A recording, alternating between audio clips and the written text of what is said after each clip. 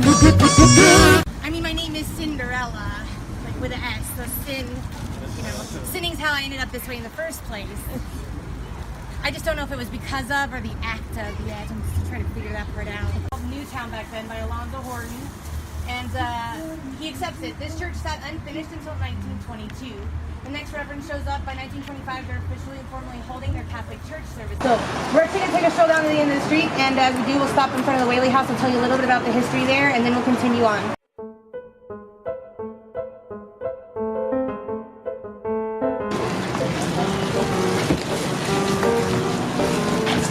So ladies and gentlemen, you are now walking onto the property of the #1 most haunted location in the United States. This is the Whaley House. Thomas Whaley bought this property in 1852 for $1.50 from the city of San Diego after James W. Robinson's execution just went bad.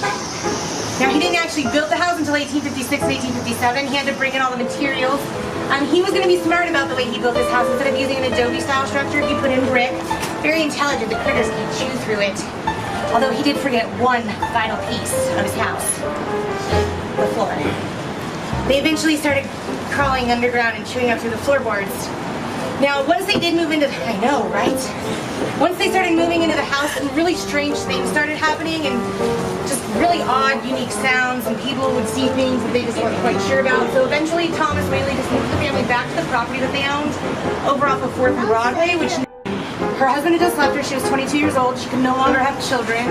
She never had any, to be honest with you. And I'm not sure why, though. I keep child-proofing my house.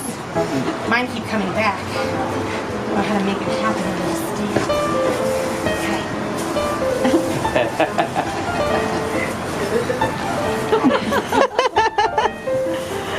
So the thing is Violet would throw herself from the 2nd floor balcony into the family well. Her dad would at that point rescue her by dropping the bucket in, and she would be hoisted back up. He moved them back here 2 days later, and after being at the home here for almost a week, she takes her dad's .32 caliber pistol into the brick outhouse building, which still stands today behind the main structure. She put the pistol to her chest, and she shot herself directly through the heart. You know, I tried to explain to her she did not need a man in her life to be happy. I mean, she did all this because her husband left her. I don't understand that. I mean, I'm mine until death do us part. He still stays over there. Although he brings our house with us every night to work. I don't know why. It's gotta be heavy. It's made out of mahogany. It's probably why his dead diet's working for him and not for me. Really? Hey, there's some dolls in there. You should go take a look. Is it open? Can you see in there? Window that stands directly over the location of the gallows the day Yankee Jim died. Now, when Yankee Jim died, he stood an astonishing 6'4" at a point in history when the average person was only 5'3", which is probably why the executioner had such a hard time with his math. Oh no, there it is. Now that arched doorway stands directly over the location of where the gallows stood the day Yankee Jim died. Oh no. You guys stop messing with my flashlight in there. Can you guys see it? It's just to the left, so you probably get a better view from over here. Now, Thomas Whaley built the entirety of this house around that arched doorway, probably because it reminds him to measure twice. But it does, his writing desk sat in a position where he could stare at it every day that he sat at his desk. Now, when Violet killed herself, he brought, the dad would hear the gunshot, he ran outside, collected his daughter, and she actually inspired inside the home underneath this window. There at one point was a little bench or a settee that sat underneath it. We don't exactly know what it was. Within 48 hours of the suicide, Thomas Whaley took it out back and lit it on fire. So, this cemetery that you see, ladies and gentlemen, it stands in its natural state. There's no one who comes in and cares for it or looks after it.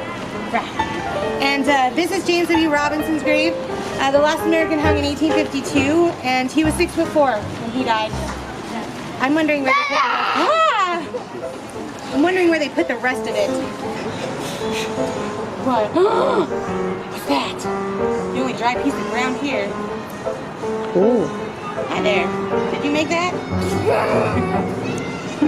You know, Ida Bailey's place, they turned it into a restaurant called the Canary Cottage. Well, that's what it used to be called. Now it's just Ida Bailey's restaurant.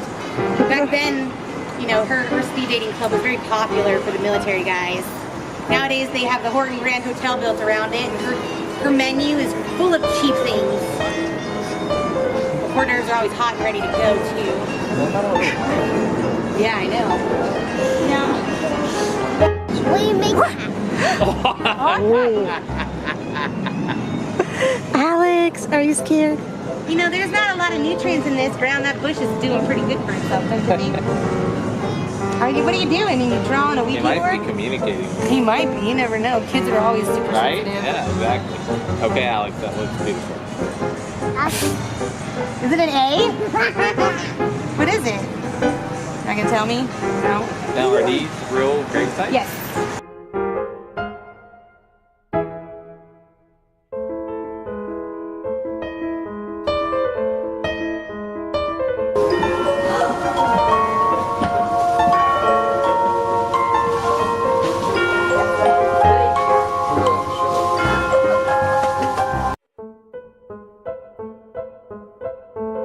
Be careful when you're putting them up. They're like bus windows on the school bus. They have little latches.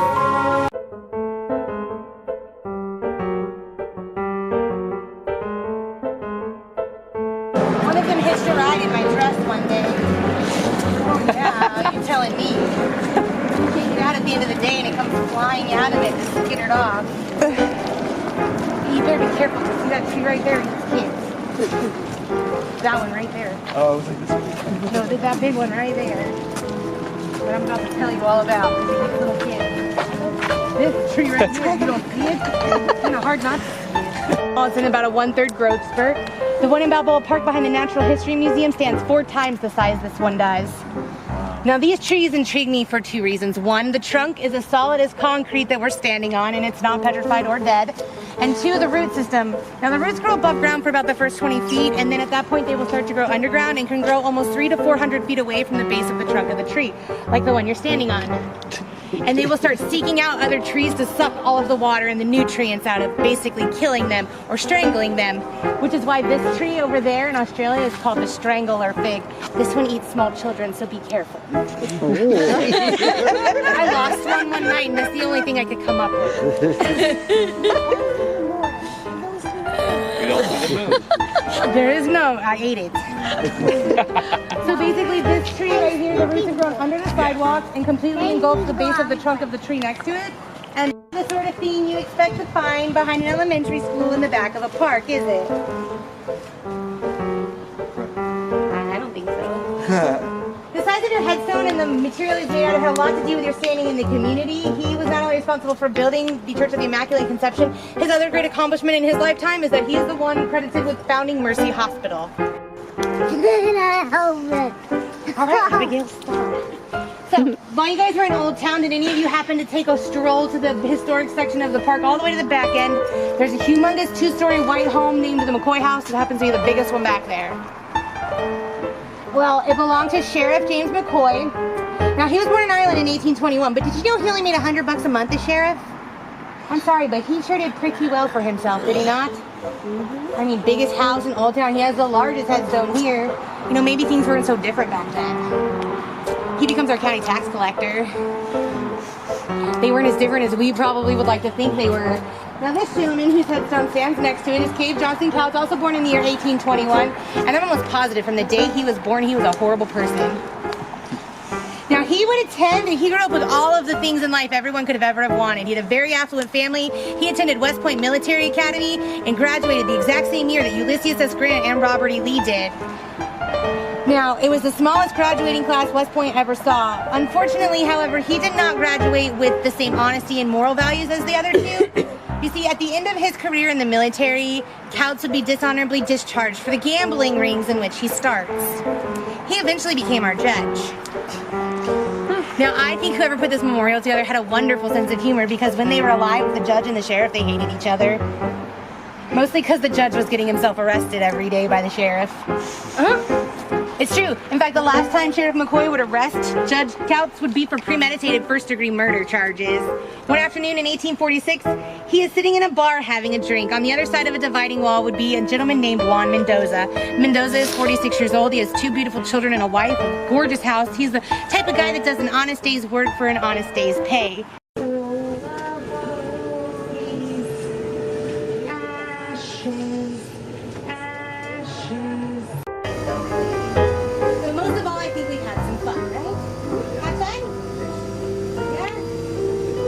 I'm on the spot. Don't talk to me anymore. Did you have fun? Now, I will not fear visits from the dead while I lay warm and nestled within my bed, mostly because it's not.